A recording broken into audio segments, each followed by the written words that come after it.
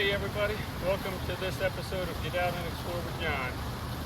Today is my last day on my trip to West Virginia, and I thought what a better way to finish my visit to West Virginia than to visit the state capitol building. So today's video is going to be another state capitol building tour.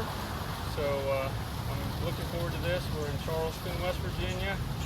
I come to find out that this is actually the 6th capitol building for the state of West Virginia. And they're getting ready to celebrate their 161st anniversary next week. So let's go in and check out the state capitol building of West Virginia. On the grounds behind the Capitol, you will find the West Virginia Veterans Memorial, which was designed by Charleston native Joseph Mullins and built in stages from 1990 to 1999. The monument honors the over 10,000 West Virginia soldiers who lost their lives in the service of their nation. Though the memorial honors all of West Virginia's veterans, inscribed names are limited to the 4 20th century conflicts for which data on West Virginia service members exists: World War I, World War II, the Korean War, and the Vietnam War. The memorial itself is a 2-story oval monument, and it is composed of 4 limestone monoliths with a reflecting pool around them. Each of the interior walls is finished with a polished black granite in which the names of the veterans are etched. The monument includes a World War I Army doughboy, a World War II Navy sailor, a Korean conflict Air Force aviator, and a Vietnam Marine Corps Marine. The memorial primarily honors those who were lost in 20th century conflicts, because it is almost impossible to determine the total number of West Virginians that served in the American Revolution, the War of 1812, and the Mexican War, as they were still part of Virginia at the times that those wars were fought. The Veterans Memorial that sits on the West Virginia State Capitol grounds remains a popular gathering place for events and ceremonies that involved the West Virginia veterans. Next to the Veterans Memorial, and dedicated in 2010, you will find the West Virginia Female Veterans Memorial. It is the first statue to honor the female soldiers of the Mountain State. Next, you will find the Gold Star Families Memorial Monument. This monument honors the soldiers who have died in the line of duty and the families that support them. The project was made possible by Herschel Woodrow, a West Virginia native and the sole surviving Medal of Honor recipient from the Pacific Theater of World War II. Coal mining has deep roots in West Virginia and is a quintessential aspect of the culture in the Mountain State. However, coal mining is difficult and dangerous. Here, the Coal Miners Memorial was designed to honor the men and women who have dedicated their lives to mining coal in West Virginia. So here on the southeast corner of the Capitol grounds property is a statue of Stonewall Jackson, Confederate General Stonewall Jackson, who was from West Virginia, and they're honoring him with a large life-size bronze statue here at the Capitol grounds. In response to the dedication of a statue honoring West Virginia native and Confederate General Stonewall Jackson, veterans of the Union Army requested and received an equivalent statue. This bronze statue depicts a pro-Union citizen militiaman carrying a flag and musket. It's a very impressive plaza they have out here in front of the Capitol building. Very nice. Beautiful fountain. And here's the Capitol of West Virginia. Gorgeous dome up there, gold and blue. Those are the state colors of West Virginia. It's an impressive set of stairs here. Kind of reminds me of the Capitol in D.C. It's a huge building. I think they've had a number of additions put on it over the years. Really nice. So one thing I noticed when I was walking around the grounds here, that all state capitals have a replica of the Liberty Bell, and the one here in West Virginia seems to be missing. So I asked at the security office when I got checked in, and they said that the wooden timber that was the bell was hanging off of cracked, so they're in the process of repairing and replacing that. So the Liberty Bell in West Virginia State Capitol is not on display right now, but it will be back up shortly.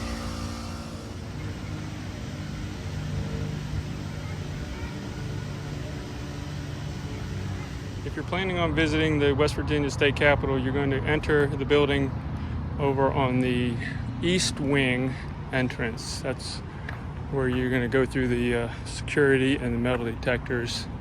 So let's go in and see if we can get in and take a look around on the inside.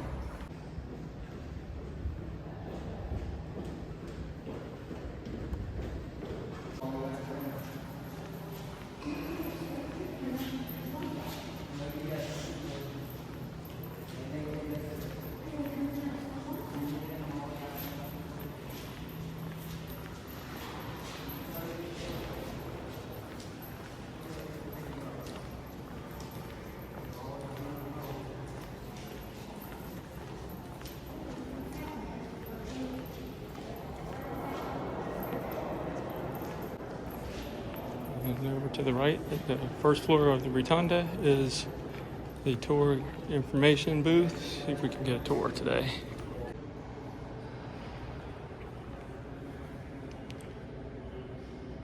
So right here in the middle of the rotunda floor, on the first floor, they have information on how West Virginia became a state.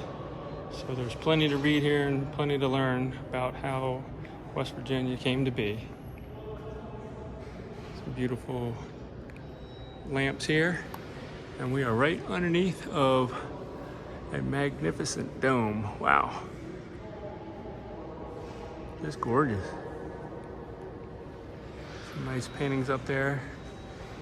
We are going to be able to get onto the last tour of the day here, so perfect timing. Of course, there's a statue here of Stonewall Jackson. There's a display, some more information on the early years of statehood of West Virginia. Wow, a lot of information here to read.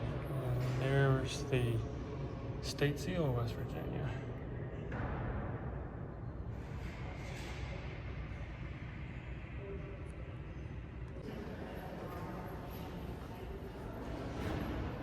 These are items that are on loan from the West Virginia State Museum.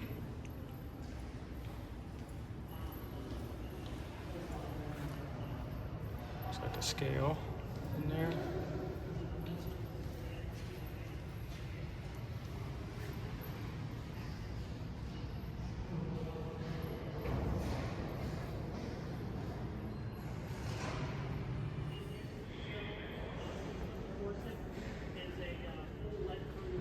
Here there's a little movie going on that shows how they are doing the restoration on the Capitol Dome.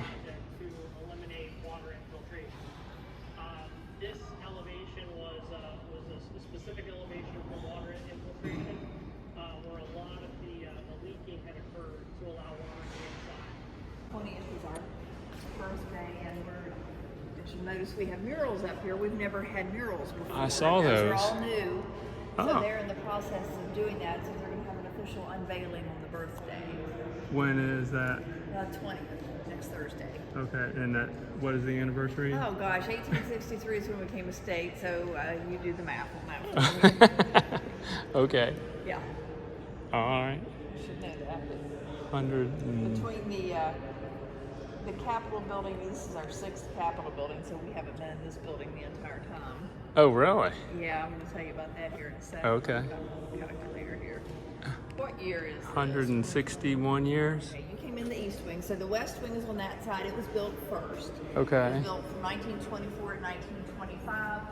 Then they did the East Wing from 26 to 27. Those wings stood independent for a couple of years, and then they finally connected them with this main part and finished it in 1932. That's So it interesting. took a total of 8 years, about $9.5 million, and they actually came in under budget, which was unheard of then and now.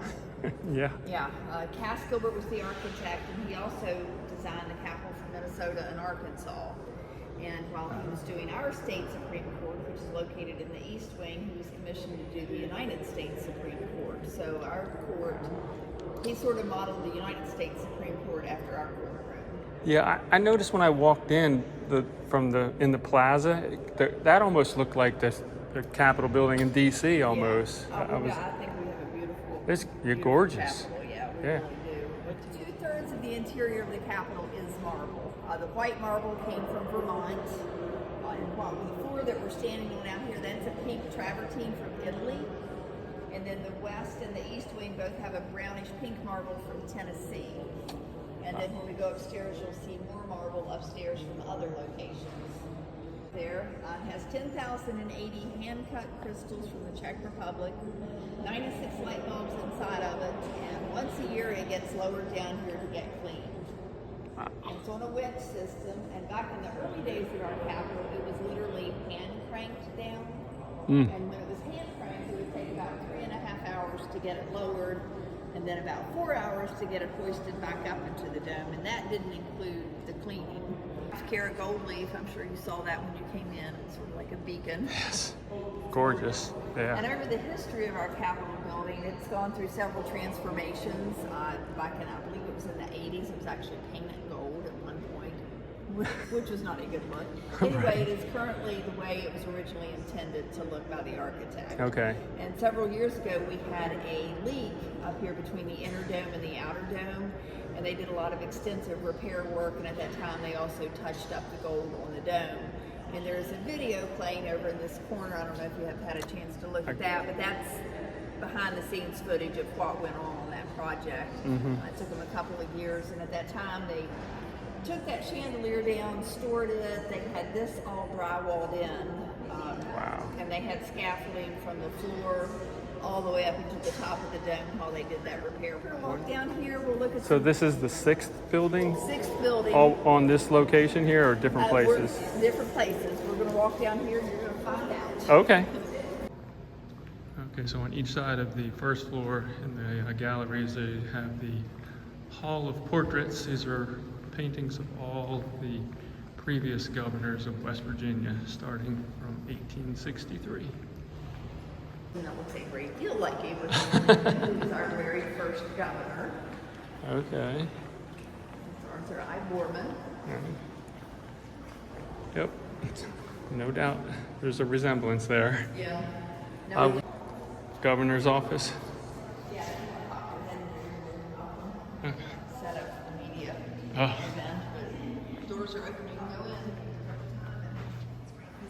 She knows all of the city. Like, we're not out here. And Wow. I looked on my Facebook or something and I said, oh my God, the topics are here too. She was like, there's no way you're going to see your friends here. So we became a state in 1863. Wheeling was the largest city in West Virginia, and it was also far away from Richmond, Virginia. And Wheeling was considered a kind of an industrial, it's a business hub. There were a lot of waterways, railways, and Charleston, not so much. Okay. It had the biggest population base. So we set up camp here. That was our state capitol building. That building doesn't look like a state capitol building because it was an all-boys military school called the Lindsley Institute. And that served as our capitol building from 1863 until 1870. And then in 1870, they decided to relocate the seat of government from Wheeling to Charleston. Charleston was starting to grow a little bit, both economically and population-wise, and it was a whole lot more convenient for the rest of the state to get to Charleston than it was Wheeling. Wheeling's up in our northern panhandle. Of course, we didn't have interstates back then, so when we moved, everything was loaded onto barges and steamboats. So we moved from this location via waterway over to here. This would be Capitol Building number 2. A little more grandiose there. A little bit, with every move we'll get a little So we moved to Charleston into this building, which is located about 2 miles west. If you go straight this way, you could run into a street in downtown Charleston called Capitol Street. It's called Capitol Street because that's where our first Charleston Capitol was located. We were at this location from 1870 until 1875, just 5 years. Yeah, and that was built to be our Capitol building. But while we were here, the fine folks from Wheeling were in the background making a whole lot of noise about getting the Capitol back to their city. A bit of a power struggle going on between the two cities. So Wheeling offered to build a bigger, better Capitol building than that and finance it if the state would move back. We took them up on their offer, and in 1875 packed up barges and steamboats and once again moved back to Wheeling. Really? Wow. Look at that. Looking more Capitol-like. Absolutely. Definitely, they put up their end of the deal. Beautiful building. Wow. So we now own the nickname is the state with the floating capital because we had moved so often. And after being at this location for only 2 years, in 1877, they decided we should probably pick a permanent location for our state capital. And they wanted the people of West Virginia to be able to have a voice in where that permanent capital would be located. So they put together a ballot with 3 cities on it, and they let the people vote. Charleston was on the ballot, Clarksburg, and the third city was not Wheeling. The third city was Martinsburg, which is way out in our eastern panhandle. The people voted. Charleston won the vote. We did stay at this location for 10 years and then once again moved back to Charleston. Building number 4. I know. Wow. That is quite the story. Not over yet. So we moved back to Charleston, same city block as the previous Capitol building. Part of that building was incorporated into this. We were at this location for 36 years, so we're doing better. But then on January 3rd, 1921, tragedy struck. Smoke was seen coming from the upper floor of the Capitol building. The Capitol caught on fire. Not only was the building on fire, but also stored inside of this Capitol building was 2 truckloads of guns and 50,000 rounds of ammunition. Yeah. When was this again? The fire was in 1921, and that had been confiscated from the coal wars in West Virginia, which was a dispute between the coal companies and miners, and they had all this ammo stored in the Capitol building, go figure. I said we were a new state, we were learning as we went. Bad choice. Anyway, the fire did eventually find all of that, and by the end of the day, the only thing left of building number 4 were the exterior walls. The building was totally gutted. The tower there, the clock would chime for all these people. That was sort of an iconic thing in Charleston, and it fell. The clock quit chiming 10 minutes after the fire started. And the fire started around 3, and that tower fell around 4 o'clock. So it was quick. Wow. It was quick. So when the building was destroyed in 42 working days, they built a temporary Capitol. It took 8 years to build this, but they put together a temporary Capitol in 42 working days, and that became known as our pasteboard Capitol. That was building number 5, and it was basically wallboard and lumber. That served the purpose for us for 6 years, and while we were in it, they did start building this building, which is a good thing because the pasteboard Capitol also caught on fire and burned. Ta-da! And here we are. There you go. Yeah, so that's how this became our 6th Capitol building. Wow.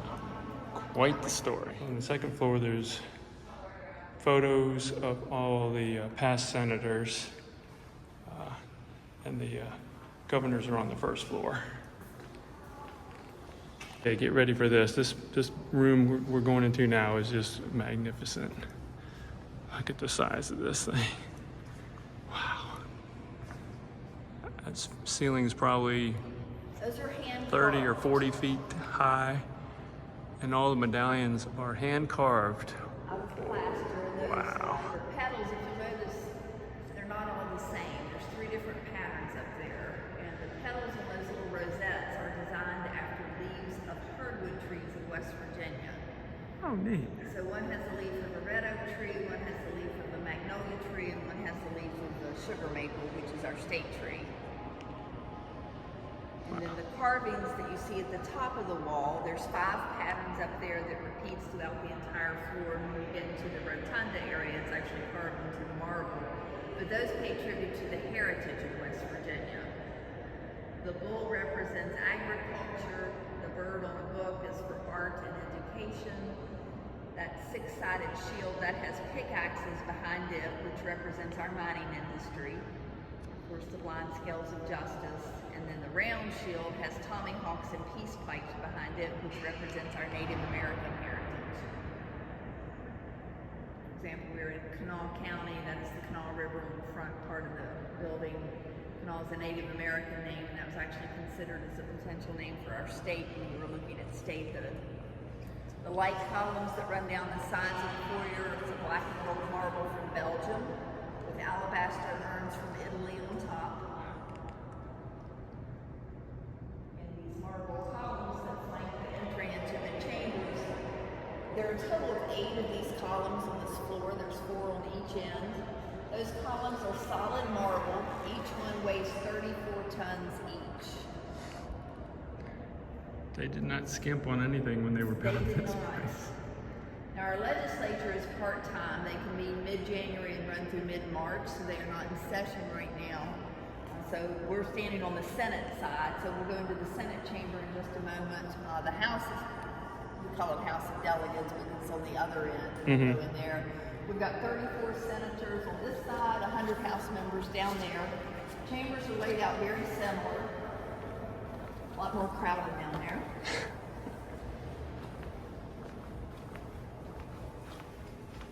I'm sure you've heard Jerry West passed away. I saw that, yeah. He's from West Virginia, not too far from Charleston area, East Bank. So we've got a memorial for him up on the boards.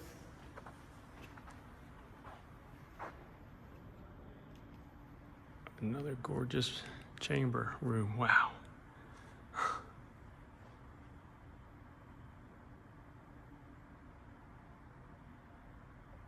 So the desks in here are original to the building. They are carved from black walnut from West Virginia.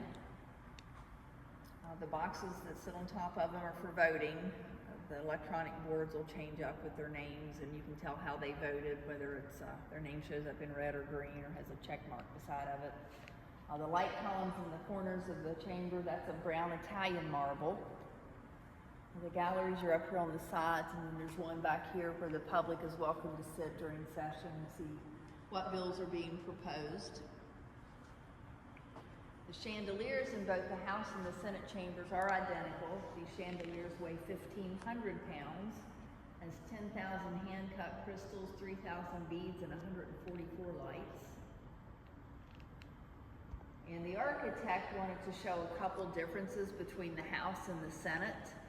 And although the chambers are laid out and designed very similar, there are a couple of intentional design elements that he did to show the difference between the two lawmaking parties.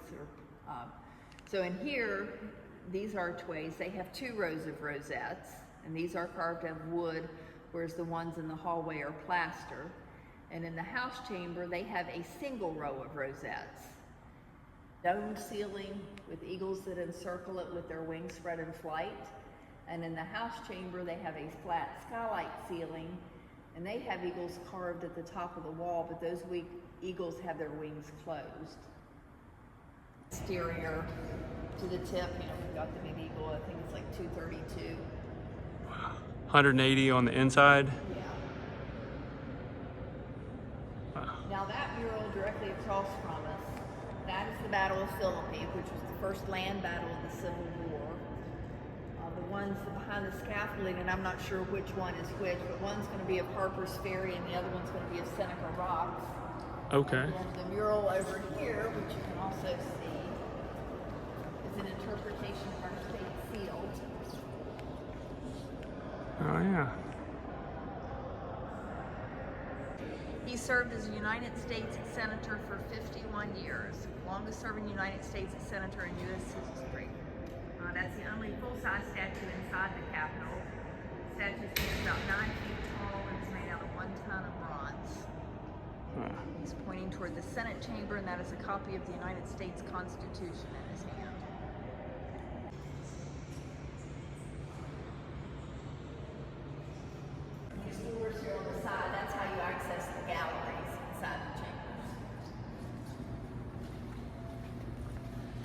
so this will be the House of Representatives. We call it House of Delegates. Oh, House of We like to Delegates. be different, you know.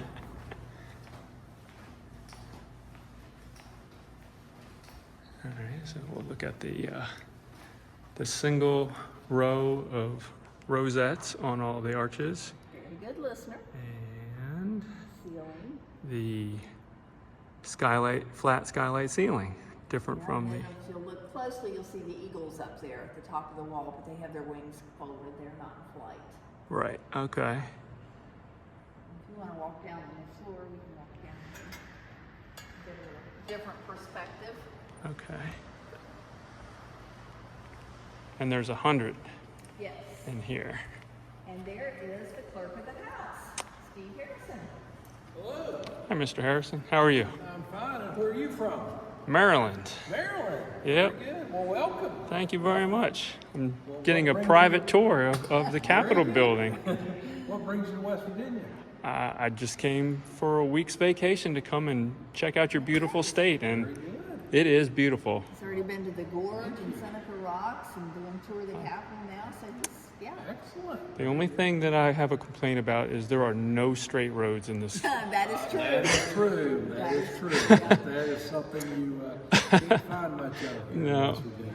But other than that, just beautiful, and I've had an awesome time here. Well, So that's great. Yeah. Well, I'm glad to hear that. Thank you. Well, enjoy the rest of your visit. Thank you very much. So the gallery's up above again, Yeah. and They do have their names on the front of their desks in here. Of course, I would imagine it's because there's 100 of them versus 34. that's another beautiful ceiling up there. And this chamber just went through a major renovation. Started in August and finished right before session started in January, but it was closed off during that time period. And new carpeting, they cleaned the marble, they had scaffolding from the floor up to the ceiling, cleaned the rosettes, repainted. Now they stayed with the same colors, but they fixed the plaster. They must have cleaned the marble because it looks much brighter in here now.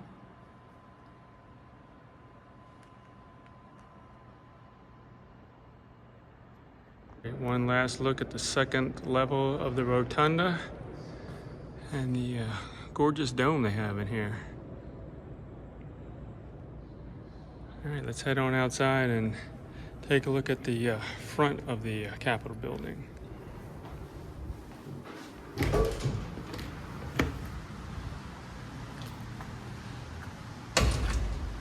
Some more massive columns here.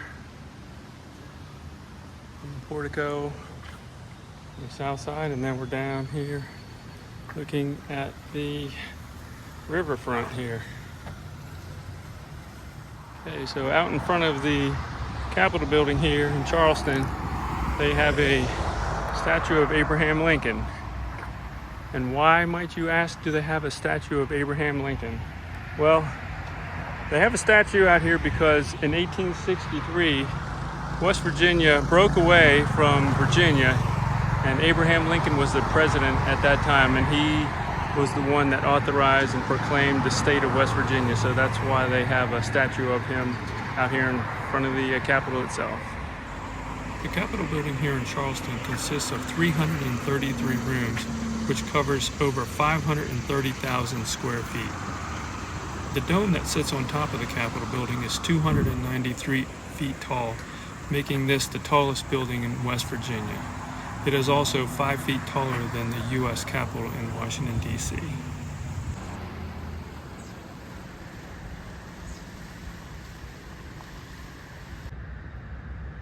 That is a very impressive dome they have up there on top of the Capitol building. The gilded 23 karat gold and blue paint. I mean, I don't know that I've ever seen another Capitol building with a dome that's decorated quite as nice as this. Okay, everybody, well, I think that's going to do it for the video today. The State Capitol building here in Charleston, West Virginia.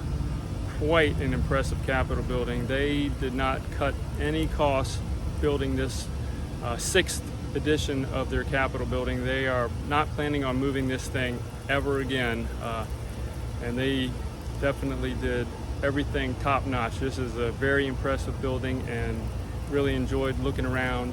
So hopefully you liked the video, and maybe you can give me a thumbs up on it, and if you're ever in the area, come check it out. Otherwise, I'll see you in the next video, because like I always say, you never know what you're going to see when you get out and explore with John.